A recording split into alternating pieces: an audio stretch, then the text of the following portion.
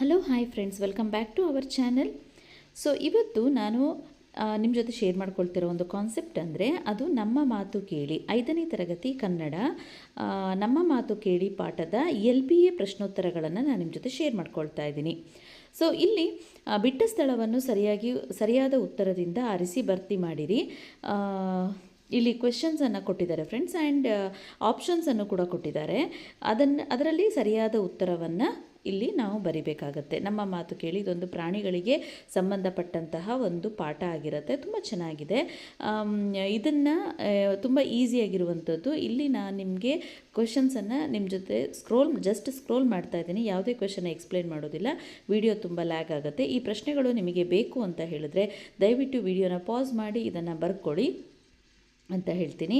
ಹಾಗೆಯೇ ಈ ಒಂದು ಪಾಠವನ್ನು ನಾವು ಎಕ್ಸ್ಪ್ಲೇನ್ ಮಾಡುವಾಗ ಈ ರೀತಿಯ LBA ಪ್ರಶ್ನೋತ್ತರಗಳನ್ನು ಮಕ್ಕಳಿಗೆ ಬರೆಸಿದಲ್ಲಿ ಇದು ತುಂಬಾ ಸಹಾಯ ಆಗುವಂಥದ್ದು.